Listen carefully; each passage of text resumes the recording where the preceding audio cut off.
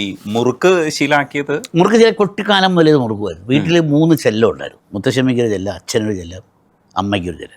ഞാൻ കുഞ്ഞായിരുന്നപ്പോഴേ ഇവരുടെ അടുത്ത് പോയിരിക്കും. ഇവർ വെറ്റിലയും പാക്കും ചുണ്ണാമ്പും മാത്രമേ എനിക്ക് തരുള്ളൂ. എല്ലായിടത്തു നിന്നും കിട്ടും. അപ്പോൾ അതങ്ങനെ ശീലമായി. പിന്നെ കഴിയുമ്പോൾ ബീഡിയിലേക്ക് തുടങ്ങിയപ്പോഴത്തേക്ക് അത് നിന്നു.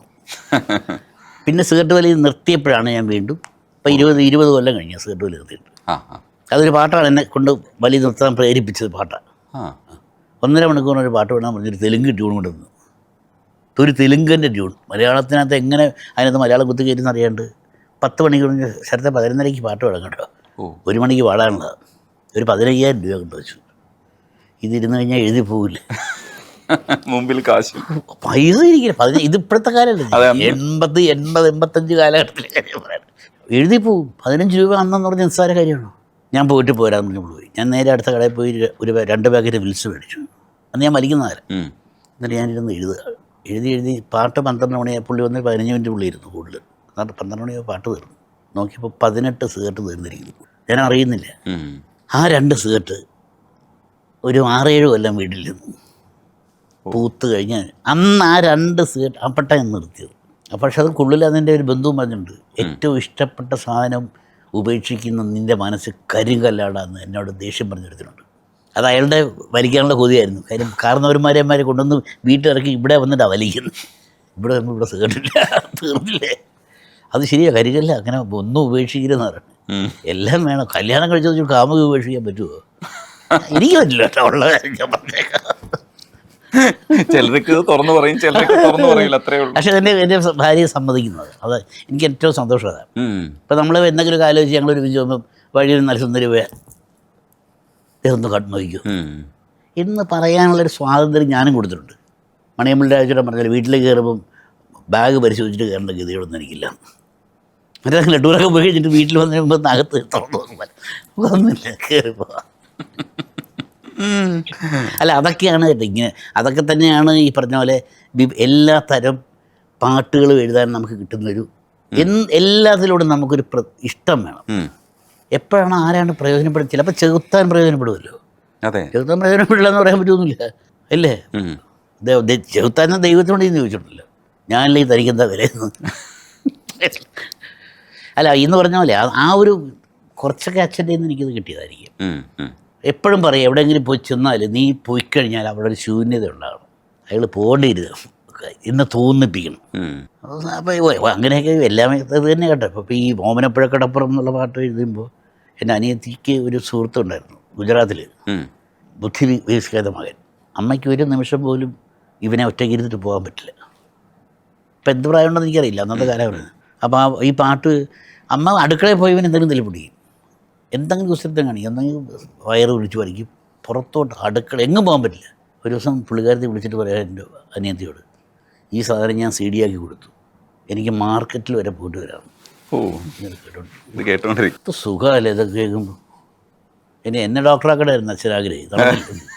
പക്ഷേ ഇത് ഒരു രോഗിയെങ്കിലും നമ്മുടെ ഒരു പാട്ട് മരുന്നായി എന്ന് പറയുമ്പോൾ ഞാനൊരു ഡോക്ടറായില്ല, ഒരു കൊച്ചു ഡോക്ടറായി നമ്മൾ. ഈ ഇൻ്റലക്ച്വൽ ആയിട്ടുള്ളൊരു അച്ഛനാണ്. അപ്പം ഭയങ്കര തരത്തിലുള്ള ഫിലോസഫീസ് ഉണ്ട്. അതുപോലെ തന്നെ ബുദ്ധിപരമായിട്ടുള്ള ഒരുപാട് കാര്യങ്ങൾ, തത്വശാസ്ത്രം, ഈ കമ്മ്യൂണിസത്തെ തന്നെ പല അർത്ഥത്തിൽ വായിക്കാൻ ശ്രമിക്കുന്ന ഏരിയാസ് ഉണ്ട്. അപ്പം അന്നൊക്കെ അതൊക്കെ മനസ്സിലാക്കി കൊടുക്കുന്ന ഭാഷയിൽ എഴുതുന്ന ഒരാളെന്നും കൂടെ ഒരു കവിക്ക് അങ്ങനെയും കൂടെ ഒരു തലമുണ്ടായിരുന്നു. ഇതൊക്കെ സാധാരണക്കാർക്ക് മനസ്സിലാവുന്ന രീതി അല്ല, അത് 2 രീതിയിലുണ്ടായിരുന്നു. എല്ലാവരെ കുറിച്ചൊരു പരാതിയും ഉണ്ടായിരുന്നല്ലോ. പിന്നെ അദ്ദേഹം സവർണ്ണ കവിയാണ്. അദ്ദേഹത്തിൻ്റെ പാട്ടുകളിൽ മുഴുവൻ സവർണ്ണ വാക്കുകളാന്ന് പറഞ്ഞു. സിനിമ ആവശ്യപ്പെടുന്നതാണെന്നുള്ള മനസ്സിലായി. ഇപ്പം ഗായത്രി എന്നുള്ള സിനിമയിൽ അത് പറയുന്ന ഭാഷ വേണം, അല്ലേ? അങ്ങനെയുണ്ട്. ഇപ്പോൾ ഒരു പുരാണ പാട്ട് സിനിമയാണെങ്കിൽ ആ പൗരാണികത നിറഞ്ഞ വാക്ക് ഉപയോഗിക്കേണ്ട ബാധ്യത എഴുത്തുകാരനുണ്ട്. അപ്പം അങ്ങനെ പറഞ്ഞിട്ടുണ്ട്. സവർണ്ണ കവിയാണെന്നുള്ള രീതി പറഞ്ഞിട്ടുണ്ട്. നമ്മൾ പറഞ്ഞു വന്ന എന്താണ് ഈ കടമ ഒന്നത്. ഇത് നിനക്ക് മാത്രം അവകാശപ്പെട്ട വാക്കല്ല, ഇത് ഇവനും കേൾക്കാൻ പഴയ കാലമല്ല, കാതിലെയും ഉരുക്കി ഒഴിക്കണ്ട, അവനും കേൾക്കാൻ അർഹതയുള്ളതാണ്. അതുകൊണ്ട് ഞാനതെടുത്തു, ഏറ്റവും നല്ല മീഡിയയിൽ കൂടി ഞാനത് മനുഷ്യനെ കേൾപ്പിച്ചു. അതിനകത്ത് തെറ്റ്. അപ്പോൾ ഈ ഫിലോസഫീസൊക്കെ ഇങ്ങനെ പറഞ്ഞു കൊടുക്കുന്ന ഒരു അച്ഛൻ്റെ മകനായിരിക്കുമ്പോൾ ഏതെങ്കിലുമൊക്കെ കാലഘട്ടത്തിൽ അങ്ങനെ തോന്നിയിട്ടുണ്ടോ, ഇതൊക്കെ നമ്മൾ വായിച്ച് മനസ്സിലാക്കിയിട്ട് ഇതിൻ്റെ വ്യാഖ്യാനങ്ങളിലേക്ക് നമ്മളും പോകണം എന്ന്? അല്ല, അത് ജീവിക്കാൻ വേണ്ടി ഫിലോസഫി പഠിക്കണമെന്നില്ല. തത്വശാസ്ത്രം പഠിച്ചിട്ടൊന്നും ജീവിതം നടക്കില്ല. ഈ മറ്റേ ഗാട്ടാഗുസ്തി പഠിച്ചവൻ തല്ലാൻ പോകലെന്ന് പറഞ്ഞില്ല, അവൻ ആദ്യം ചെന്നിട്ട് മറ്റേ വാമപ്പ് ചെയ്യും, അപ്പോഴത്തേക്കും മറ്റവൻ തല്ലിച്ച് പോകും. തല്ലും നാടൻ തല്ലും മറ്റേ തല്ലും വേറെ. അപ്പം അത് നടക്കില്ല. പക്ഷേ അങ്ങനെ ഒരു സന്ദർഭം നമുക്ക് വരികയാണ്, ഒരു ഫിലോസഫിക്കൽ സാധനം എഴുതേണ്ട സാഹചര്യം വരികയാണെങ്കിൽ. ഇപ്പം കവിതയിൽ നമുക്ക് എഴുതാം, സിനിമയിൽ പാട്ടിൽ അത് ആവശ്യപ്പെടണം. അങ്ങനെ ഒരു സിറ്റുവേഷൻ സന്ദർഭം തിരക്കഥാകൃത്ത് ഉണ്ടാക്കി സംവിധായകൻ ആവശ്യപ്പെട്ടാൽ നമ്മളത് വേണ്ടി വരും. ഇപ്പം ജീവിതമെന്നും ഒരു പ്രേമ കടങ്കഥയല്ലേ, ആരോ പാടും ദൂരിലൊരു അങ്ങനെ സംഭവം പറഞ്ഞു. നിസ്സാരം പ്രേമിച്ച് കെട്ടിയവരിൽ ഒരാളങ്ങ് മരിക്കുകയാണത്. അതിനകത്ത് മുഴുവൻ ഉത്തരമൊന്ന് തേടും, മനസ്സൊത്തിരി, അങ്ങനെ ആ വരികളാണ് വരുന്നത്. സുഖസങ്കടമുള്ളൊരു വാഹിനി നീനാക്. അപ്പോൾ അങ്ങനെ സാധനം നമ്മളെ ഓർമ്മിപ്പിക്കാൻ അതുപോലെ സിറ്റുവേഷൻ കിട്ടിക്കഴിഞ്ഞാൽ നമുക്ക് അതിനുവേണ്ടി ചെയ്യാം. പക്ഷെ അല്ലാണ്ട് നമുക്ക് ഇപ്പോൾ വയലാറിൻ്റെ ഒരു പുള്ളിക്ക് അദ്ദേഹത്തിന് നിർബന്ധ ബുദ്ധി ഉണ്ടായിരുന്നു. ഈ സാധനം എവിടെയെങ്കിലും ഇപ്പം പൊക്കിൾക്കുഴി ഒരു തടാകമാക്കിയ പവിഴമഴത്തുള്ളി, പണ്ട് ശ്രീപാർവതിയെപ്പോലെ നിന്നെയും സുന്ദരിയാക്കി. അപ്പോൾ കാളിദാസനെ വലിച്ചിട്ട് വന്നു. ഒരു കേൾക്കുന്നവന് എന്താണ് പാർവതി അങ്ങനെ പറയാം. അപ്പോൾ നമ്മൾ കാളിദാസ കൃതിയിലേക്ക് പോകും. അപ്പം നമ്മളുടെ മനസ്സ് വളർത്തി തരിക, അല്ലെങ്കിൽ അത് കൂട്ടിയെടുക്കുക എന്നുള്ളൊരു വലിയൊരു ആവശ്യമുണ്ടല്ലോ.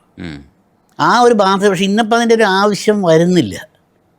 ഇന്നെല്ലാം വളരെ ലാഘബുദ്ധിയോടെ തീർക്കുകയല്ലേ. പണ്ടത്തെ പോലെ ചകമ്പുഴയുടെ വരി നോക്കി പ്രേമലേഖനം എഴുതേണ്ട ബുദ്ധിമുട്ടൊന്നുമില്ലേ അല്ലേ?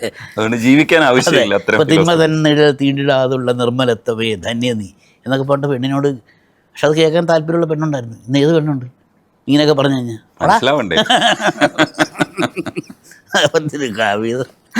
ഇല്ല, എല്ലാവരും അല്ല കേട്ടോ, അല്ലല്ല ഉള്ളവരുണ്ട്. നമ്മളത് സാമാന്യ അല്ല, അതുകൊണ്ടാണ് അങ്ങനെ ഒരു ആവശ്യം ഇപ്പം നമുക്ക് വരുന്നില്ല. കാര്യം അന്ന് ഫിലോസഫി പറഞ്ഞു കൊടുക്കുക എന്നുള്ള എഴുത്തുകാരനെ മാത്രം ബാധ്യത സമൂഹത്തിന്. ഇന്നിപ്പോൾ എവിടെ വേണമെങ്കിൽ എന്തും കിട്ടാവുന്നൊരു ലോകത്തേക്ക് നമ്മൾ ഈ വലിയ അരമണിക്കൂർ ക്ലാസ് നിന്ന് ലെക്ചർ, ഇപ്പോൾ ലെക്ചർ ഇങ്ങനെ ഇല്ലാണ്ട് വന്നില്ലേ. ഇപ്പം എല്ലാവരും ഇതിനകത്ത് കയറി പഠിക്കുന്നൊരു കാലത്ത് ഇതിൻ്റെ ആവശ്യമുണ്ടോ? പിന്നെ ചർച്ചയില്ലാന്ന് ഉള്ളൊരു പ്രശ്നമുള്ളൂ. ഈ ചില പാട്ടുകൾ ഓതർ തന്നെ ശരിക്കും പറയണം. ഇപ്പോൾ എങ്ങും നിന്നോ വന്നക്കിളി നീയോ എന്നുള്ള പാട്ടിൽ നീ എൻ മുളം തണ്ടിൽ ചുംബിച്ചിരുന്നു പണ്ടേ എന്നുള്ളൊരു സാധനം പറയുമ്പോൾ ചിലരൊക്കെ ഇറോട്ടിക്കായിട്ട് മുളം തണ്ടിനെയൊക്കെ സങ്കല്പിച്ച് മൗനസ്വരമായി ജന്മങ്ങളിൽ നടത്ത അതെ പറയുന്നുണ്ട്. അത് നോക്കൂലേ? അതെ. അപ്പോൾ അത് കാള പറ്റുന്ന കേട്ടോടെ കയറെടുക്കില്ല. അതെ അതെ അതെ. അപ്പം നീ എന്നെ മുളം തണ്ടിൽ ചുംബിച്ചിരുന്നു പണ്ടേ മൗനസ്വരമായി ജന്മങ്ങളിൽ എന്ന് പറയുമ്പോൾ അത് പൂർണ്ണമായി. അത്രേ ഉള്ളൂ അല്ലേ? ഇപ്പം പണ്ട് ദേവരാമ മാഷ് പറഞ്ഞ പോലെ നടന്നാൽ നീ ഒരു സ്വർണ്ണഹംസം, പൂത്തു വീഴർന്നാൽ നീ ഒരു പാരിജാതം, നിറച്ചാൽ നീ ഒരു പാനപാത്രം, അടുത്തിരുന്നാൽ നീ ഒരു രോമഹർഷം. ഇത്രയും സുന്ദര. പക്ഷെ അത് കഴിഞ്ഞ് കിടന്നാൽ കട്ടിൽ നിറയും. അയ്യോ, ഈ പറഞ്ഞ സാധനം പല്ലവി പറഞ്ഞ സാധനം കിടന്നാൽ കട്ടിൽ നിറയും, കിടന്നാൽ കട്ടിൽ നിറയും ഈ മുടിയിൽ മാറി എന്ന് പറഞ്ഞാലാണിത്. മൗനസ്വരമായ ജന്മങ്ങളിൽ നിന്ന് അടുത്ത വരെയുണ്ടെന്നുള്ള ബോധമില്ലാണ്ട്, അല്ലെങ്കിൽ അതിനെക്കുറിച്ച് ബോധമില്ലാണ്ട് അത് ചിന്തിക്കാതെ കയറി അങ്ങ് പറയും. അങ്ങനെ ഒരു കൽക്കട്ട ന്യൂസിലെ പാട്ട്.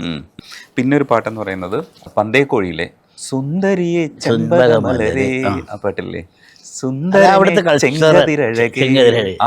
അത് വന്നപ്പോ ഉണ്ടല്ലോ അതിന് വേറൊരു കളർ വന്നു. അത് അവിടെ പോയി തന്നെ ഇരുന്ന് എഴുതിയത്. പാലക്കാട് ഈ ഷൂട്ടിംഗ് നടന്ന ഗ്രാമത്തിൽ പോയിരുന്നു തന്നെ. അതിനകത്ത് കരിമ്പനയുടെ നാട്ടിലെ തകിലടിക്കണ തന്നെയല്ലേ വില വരും കാലമായി എന്ന് പറഞ്ഞാൽ അതൊക്കെ അവിടുത്തെ ആ കൾച്ചർ വെച്ചിട്ടാണ്. ഇപ്പം ഇവൾക്ക് ഒരു കാന്താരിയാണല്ലോ ഈ അതിനകത്ത് നായിക, സുന്ദരിയാണ്. അപ്പം ചെമ്പകമലര. പക്ഷേ അത് കഴിയുമ്പോഴും മറ്റേതാണ്, ചെങ്കതിൻ്റെ തീവ്രതയുണ്ട്.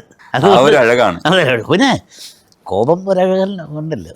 തങ്കമണി പൊന്നുമണി ചട്ടമ്പി കല്യാണി തമ്പിച്ചേരി എഴുതിയ പോലെ അതൊരു പൂവിന് കോപം വന്നാൽ അത് മുള്ളായി മാറുമോ തങ്കമണി. അല്ല, അതുണ്ട് കോപം, സുഖം, സൗന്ദര്യമുള്ള കോപമുണ്ട്. ഇപ്പോൾ കണ്ണെഴുതി പൊട്ടുന്ന തൊട്ടിലൊക്കെ മഞ്ജുവാര്യരുടെ ആ കോപം ഉണ്ടല്ലോ, എന്ത് സൗന്ദര്യം അത്. അത് സത്യമാണ്. എന്തിനുണ്ട് അഴകുണ്ടെന്നുള്ളത് നമ്മുടെ മനസ്സിലുണ്ടായാൽ മതി അഴക്. അപ്പം അത് എന്തിലും കാണാൻ പറ്റും, ഇണക്കത്തിലും പിണക്കത്തിലും ഒക്കെ കാണാൻ പറ്റും.